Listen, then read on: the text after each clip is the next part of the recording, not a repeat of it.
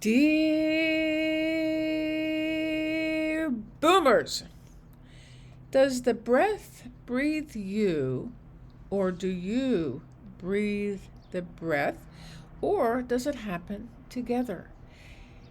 I had a 3 hour meditation yesterday with Will Johnson and was reminded again how wonderful the breath, if you concentrate on it, how the breath brings you into focus, how the breath helps you focus, and how it helps you to stay on task. If you remember to breathe, bring the breath through the body and let it go back down again through the body. As I was meditating this morning, I realized what a correlation there is between the word breath and create. They're virtually the same words. R-E-A-T. R-E-A-T are the two similar aspects in each word. So let the breath breathe you. Let the breath be who you allow to take you through your day, because that is very intense.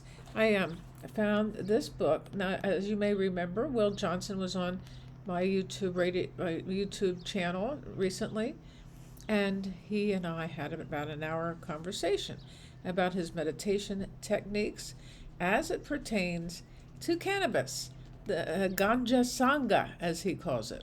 Now, I could not find this book for a long time, and I just found it the other day. I'm so excited. He went into a retreat where, for a series of days, maybe a week, he did not speak, but he breathed. It was a breathing. And this is an interesting thing from this book. The scientific explanation for why we breathe is one of those rare instances where knowledge ends up disempowering us. And then you have to think, well, how many times does knowledge disempower us? And I can see how thinking that we often cannot control is a problem in trying to concentrate or keeping your mind on task. So he says, because we're so certain in our psychological knowledge that the air we breathe and the air we inhale goes into our lungs and no further, we don't let ourselves understand that there could be another quality of the breath that could be felt to stimulate sensation in every single cell of the body, which can be felt to illuminate the entire body on the inhalation, that allows God's presence to be felt, entering us, nourishing us, and helping us to allow the breath to heal us.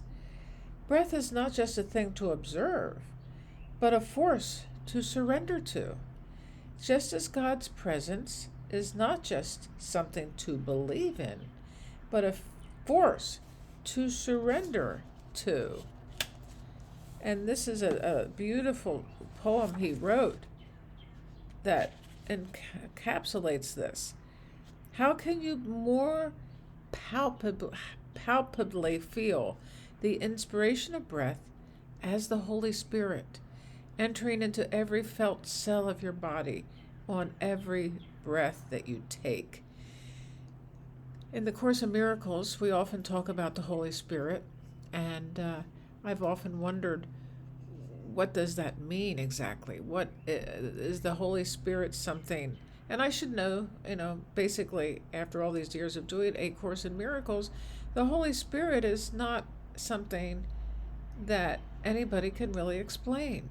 However, the Holy Spirit could be seen as the breath coming through the body and nourishing us and making us alive. It makes us alive. The breath is what is keeping us alive.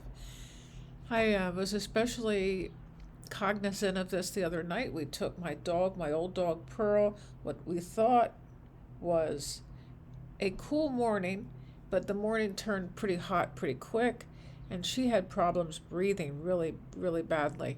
And I thought, well, maybe this is her moment to depart us on this beautiful earth.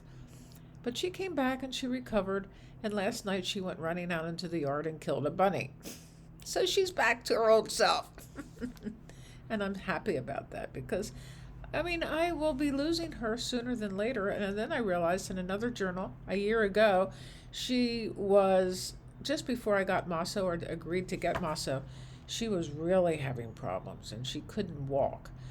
So I took her to the vet and we got her some gabapentin that she takes twice a day, 4 pills twice a day. But then the most important thing was glucosamine. I gave that to her twice a day for a month, and then once a month. The glucosamine, and then all the different things I give her in her bones every morning, are, I think, what has kept her so happy. And she is happy to have Maso around too. So her breath, I'm very cognizant of the quality of her breath, because when I had other dogs that were on their way out, their breath really got very ragged, I would say. With every expiration that you give, you rehearse the last expiration you'll ever make. Let go of yourself completely and enter back into God's embrace. Breathing God into life, expiring into God. God breathing God, and breath breathing breath, may I add. Let every cell of your body, every atom of your cell, every subatomic particle of every atom be consumed by the breath. It's said that God is a wind that moves across the water. Welcome God as the surrendered inspiration of breath. I don't know how many of you have been present at the time of a loved one's death, or as a nurse with your patient's last expiration, because when you die, you expire. It's but when you are born, it's an inhale. So the first breath is an inhalation and the last breath is an exhalation. And that is so interesting when I realized that, and how the whole cycle of life begins with the breath and ends with the breath. It begins with the inhalation and ends with the exhalation. So every breath that we take, every inhalation is a new life, a new breath, a new moment to be savored and loved with a spirit of gratitude for what we not only have, but what is yet to come in the form of opportunity and grace and kindness and compassion. We have so much knowledge at our hands nowadays.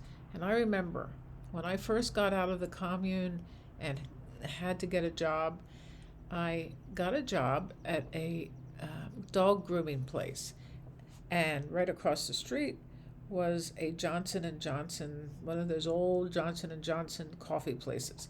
So I would wait there for about an hour before I had to get to work. And the thing is, I was miserable, and the people I worked for were absolutely strange. You would think they would be more loving having all these dogs, but they were worried because the zoning of the area was about to take out their whole property. I think that was part of their worry. I can understand it. But I had gotten a copy of the book Seth Speaks, and I would sit across the street and read those words that gave me great hope for what was yet to come in my life. And also, I felt his words transcended the world as we know it, which is not the world. It's not the only world. There are so many other worlds that can and define what life really is about. And when we just define life by what you see outside of yourself in your outer environment, and you base your happiness on your outer environment, you become miserable. And that's what I was doing. You know, I had everything was so crazy with the commune and my lifestyle, and near-death experiences that the job was, I liked the dogs, but I was miserable. And this book, Seth Speaks, was probably one of the most important books of my life at the time, and maybe now too. And so after that, I was introduced to the book by my mother, and she started having discussion groups in her home surrounding the book Seth Speaks, but then the book after that, The Nature of Personal Reality, in that we create our own reality with our thoughts and our habits and our unwillingness to change, really. If we are willing to change, everything changes. And so that those discussion groups at my mother's house with all of her friends coming over and discussing this book was fantastic, and it got me out of my depressive state.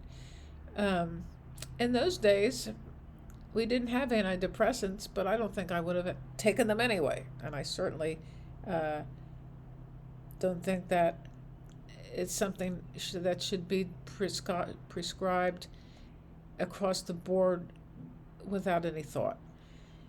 Without talking to somebody, you need to have talk therapy to get out of your depression in accordance with the antidepressant. Anyway, I would like you to subscribe to my channel. Please do subscribe and hit the notification button when I go back online, which will be tomorrow. I love you all. Remember, breathe, breathe, breathe. And remember that the breath is not just a breath, it is the breath of God, of the Holy Spirit, of life itself. Peace on earth. Bye bye.